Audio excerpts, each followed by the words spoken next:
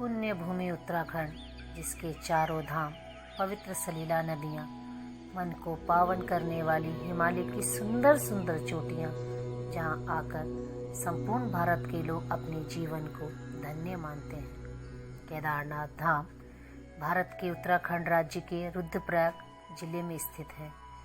हिमालय पर्वत की गोद में स्थित यह प्राचीन मंदिर 12 ज्योतिर्लिंगों में से एक है। यहाँ स्थित स्वयंभू शिवलिंग अति प्राचीन है।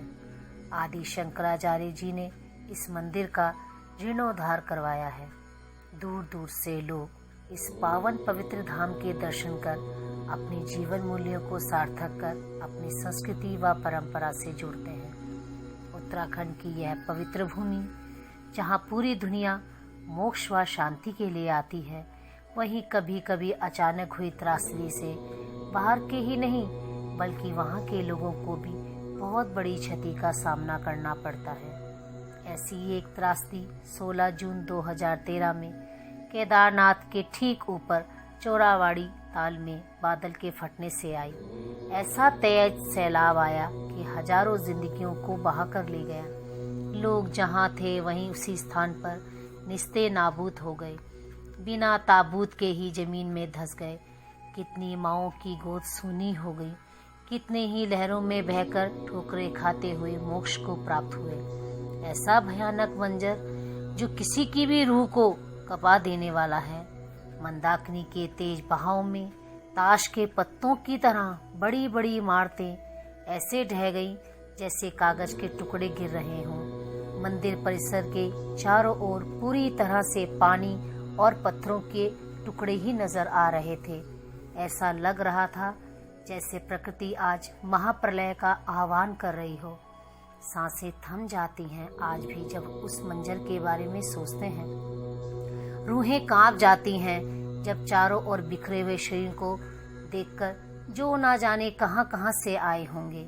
लोगों के चीखने चिल्लाने की आवाजें उसी भयानक प्रलय में दबकर रह गईं। ऐसा लग रहा था जैसे मानव जाति विनाश की कगार पर खड़ी हो, त्राही त्राही कर रही हो। माँओं की हाथ से छूटे हुए वे नन्हे मुन्ने बच्चे ना जाने कहाँ दूर दूर जाकर गिरे होंगे।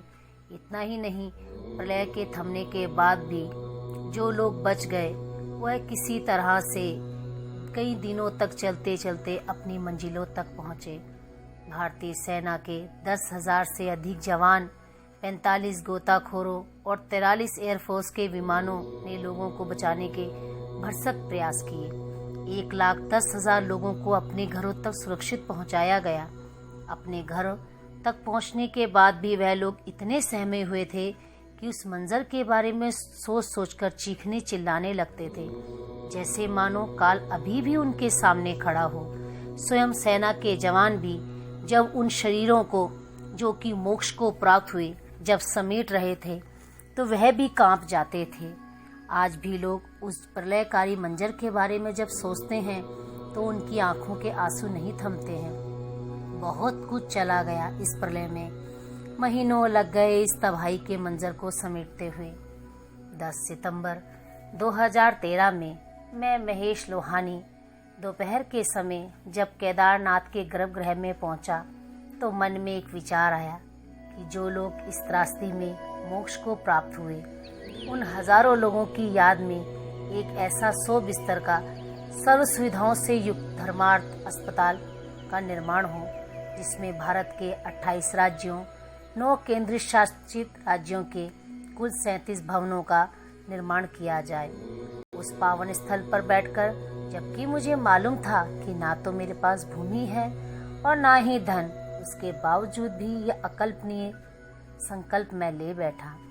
और जब श्री केदारनाथ बाबा के आशीर्वाद से मैं आज संकल्प को लेकर आगे बढ़ा तो 5 अगस्त 2014 में श्री केदारनाथ धर्मशाला ट्रस्ट का पंजीकरण रजिस्ट्रार कार्यालय दिल्ली में हुआ और state bank of India Rohini sector 11 में यह खाता खोला गया। 7 मार्च 2015 के दिन भारत सरकार के आयकर विभाग से 80 जी और 12 ए भी प्राप्त हुआ। श्री केदारनाथ बाबा का चमत्कार और उस त्रासदी में मोक्ष को प्राप्त हुए उन लोगों के आशीर्वाद से देखिए, ऐसा चमत्कार हुआ कि पांडुली गांव गोचर सिदोली जिला चमोली के ग्रामवासियों ने इस पुण्य कार्य के लिए अपनी पैतृक भूमि पितृ प्रसाद के रूप में इस ऐतिहासिक निर्माण के लिए दान में दे दी। साथ ही ट्रस्ट से जुड़े सभी सदस्य, चाहे वह व्यापारी वर्ग से हों या किसी भी पेशे से जुड़े हों या वह किसी भी पार्टी के सदस्य हों, निरंतर देश के सांसदों से तथा बड़ी बड़ी सामाजिक संस्थाओं से जुड़े लोगों से निरंतर वार्तालाप करते रहते हैं। सभी ने इस पुण्य कार्य में बढ़ चढ़कर भाग लेने की अनुमति प्रदान की। यह कार्य किसी विशेष समुदाय या पार्टी से जुड़ा नहीं है। यह पुण्य कार्य तो वसुदेव कुटुंबकम की भावना से ओतप्रोत है। यह अस्पताल 4 धाम के यात्रियों के लिए मील का पत्थर साबित होगा।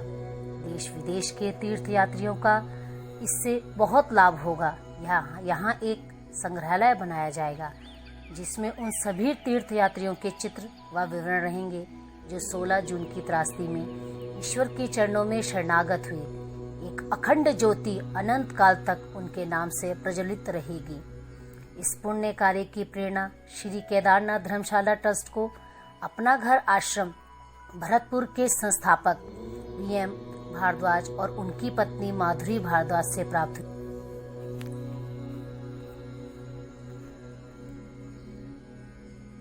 जिन्होंने अपने आश्रम में कितने ही बेसहारा लोगों को आश्रय दिया और उनका जीवन संवारा। और उत्तराखंड में भी सभी मुख्य शहरों में अपना घर आश्रम प्रारंभ करने का संकल्प लिया। मेरे ख्याल से इससे बड़ा पुण्य कार्य तो हो ही नहीं सकता। हमारे लिए तो यह साक्षात स्वर्ग की प्राप्ति है। विभिन्न समुदाय के लोगों ने इस पुण्य कार्य को पूरा करने के लिए इस ट्रस्ट में आजीवन सदस्यता ग्रहण की है। निरंतर देश के विभिन्न स्थानों से लोग इस पुण्य कार्य के भागी बनने के लिए लगातार हमसे जुड़ रहे हैं। इस ट्रस्ट में शहरों के वे सम्मानित लोग भी जुड़े हैं जिन्होंने कोरोना महामारी के समय एक कर्मवीर की भांति दिन रात मानव कल्याण के लिए सराहनीय कार्य किए हैं। ऐसे लोग समाज को जहां पथ प्रदर्शक करते हैं, वहीं आने वाली पीढ़ी के लिए भी वे प्रेरणा स्रोत बनते हैं। मैं महेश लोहानी, अध्यक्ष श्री केदारनाथ धर्मशाला ट्रस्ट, आज इस पूरे देश का आह्वान करता हूँ कि आइए मिलकर इस पुण्य कार्य को पूरा करें। आप सभी के सहयोग से यह कल्प वृक्ष प्रज्वलित होगा। साथ ही आने वाली पीढ़ी के लिए भी यह प्रेरणा स्रोत बने कि इस पवित्र पावन भारत भूमि पर हम अपने जीवन को कैसे मिलकर सार्थक करें। मेरी आवाज़ देश के जिस कोने तक पहुंच सकती है, वहां सभी से आप सबसे यही प्रार्थना है कि आइए अपना सहयोग दीजिए। आपका सहयोग हर रूप से स्वीकार्य है, चाहे वह सहयोग एक मंजिल, एक भवन, सीमेंट, ईंट, बजरी किसी भी प्रकार से हो, स्वीकार्य है। आपका सहयोग ज्ञान रूपी गंगा के रूप में भी स्वीकार्य है। इसमें आप लोग अपना योगदान एक डॉक्टर, एक शिक्षक, एक संगीतज्ञ या साहित्य प्रेमी के रूप में भी दे सकते हैं। आप सभी का स्वागत है। आइए इस महान हवन यज्ञ में अपनी आहुति प्रदान करें और इस पावन धरा पर अपने जीवन को सार्थक कर स्वर्ग की अनुभूति प्राप्त करें और अपने जीवन को धन्य बनाएं। धन्यवाद।